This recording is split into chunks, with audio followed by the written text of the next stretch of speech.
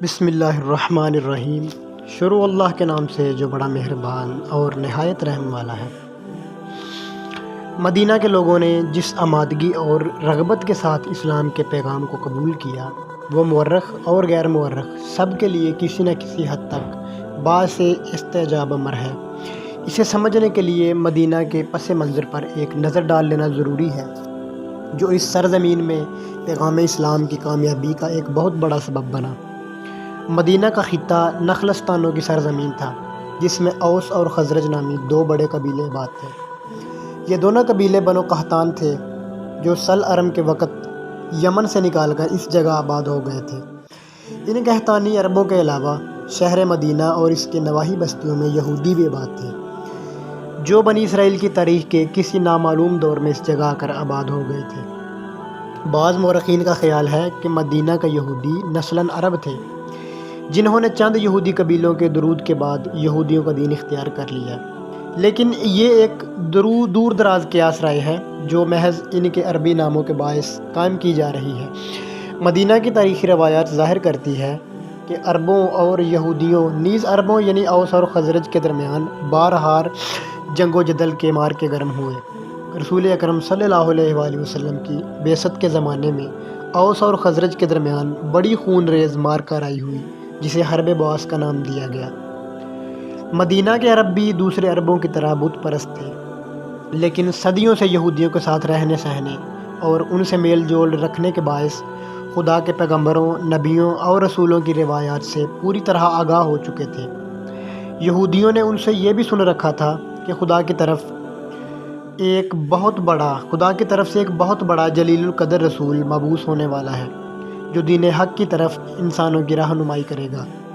مدنی عربوں کے ذہن اور فکر کی تربیت یہودیوں کے قرب کے باعث ایسے ماحول میں ہوئی جو دین حق کو قبول کرنے کے لیے سازگار بن چکی تھی۔ اس کے علاوہ اہل مدینہ کو وہ اندیشہ بھی لاحق نہیں تھا، جس سے متاثر ہو کر قریش مکہ اپنے ہاں ایک نئے دین کے فروغ کی شدید مخالفت پر کمر بستہ ہو گئے۔ قریش خیال کرتے تھے کہ نیا دین قبائل عرب پر ان کی اس بزرگی اور برتری کو نقصان پہنچائے گا، جو بت کدہ کعبہ کے متولی اور پجاری ہونے کے باعث انہیں حاصل ہے۔ اس قسم کا کوئی بھی خطرہ اہل مدینہ کو درپیش نہیں تھا، اس لیے انہیں حق بات کو تسلیم کرنے میں کسی قسم کا تذبذب نہیں ہو سکتا تھا۔ پہلے سال 6 مدنی مکہ آ کر مشرف با اسلام ہوئے۔ یہ دعوت اسلام سے پہلے کی بات ہے کہ یہ جو مدینہ کے لوگ تھے نا، وہ مکہ میں حج کرنے آتے تھے۔ وہ جو لوگ بت پرست نہیں تھے نا، اور دین یہودی اور دین عیسائیت پر جو لوگ قائم تھے، وہ بھی مکہ میں حج کرنے کے لیے آتے تھے۔ بعض مشرکین بھی آتے تھے، لیکن ان کے آنے کا مقصد کوئی اور تھا، لیکن جو اہل کتاب تھے ان کے آنے کا مقصد کوئی اور تھا۔ اسی طرح دوسرے سال 12 افراد کو رسول اکرم صلی اللہ علیہ وآلہ وسلم کے ہاتھ پر بیعت کرنے کی سعادت حاصل ہوئی۔ تیسرے سال مدینہ سے خانہ کعبہ کا حج اور طواف کرنے کے لیے جو لوگ آئے، ان میں 72 اشخاص کے نام تھے۔ انہوں نے بھی نبی محترم کے ہاتھ پر اپنی بیعت کی۔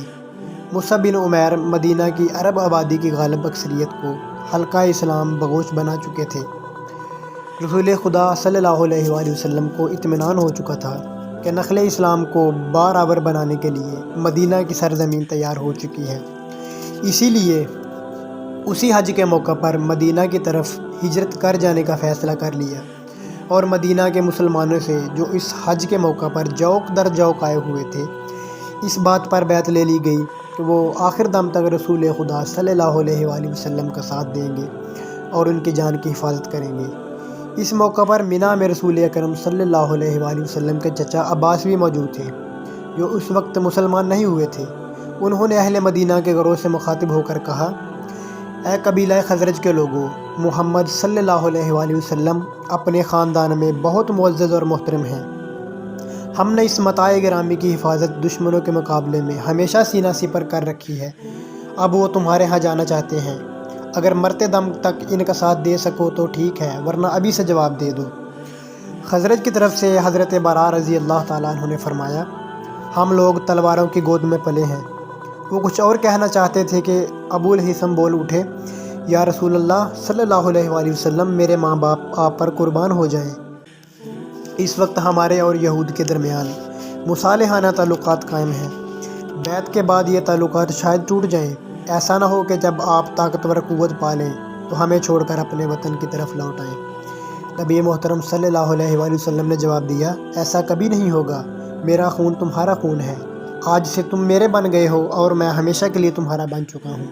یہ رشتہ ایسا تھا جو دین خدا کے لیے بنایا گیا، اور یہ خونی رشتوں سے کہیں زیادہ مضبوط تھا۔ اس گفتگو کے بعد مدینہ کے مسلمان بیعت کرنے لگے۔ اسد بن زرارہ نے کھڑے ہو کر کہا، بھائیو اچھی طرح سوچ سمجھ لو کس چیز پر بیعت کر رہے ہو، یہ عرب و عجم اور جن و انس کے ساتھ اعلان جنگ ہے۔ شمع رسالت کے پروانوں نے جواب دیا، ہم خوب سمجھتے ہیں، ہم اسی پر بیعت کر رہے ہیں۔ بیعت کے بعد رسول اکرم صلی اللہ علیہ وآلہ وسلم نے اہل مدینہ ہی کے مشورہ سے ان میں سے 12 اشخاص کو نقیب یعنی رئیس مقرر کر لیا، جن میں 9 قبیلہ خزرج کے اور 3 قبیلہ اوس کے تھے۔ یہ اوس اور خزرج کے بڑے بڑے خاندانوں کے سرکردہ لوگ تھے۔ ان کی بات کے معنی یہ تھے کہ مدینہ کے اوس اور خزرج سب کے سب ایمان لا چکے ہیں۔ وَمَا عَلَيْنَا إِلَّا الْبَلَاغُ الْمُبِينُ۔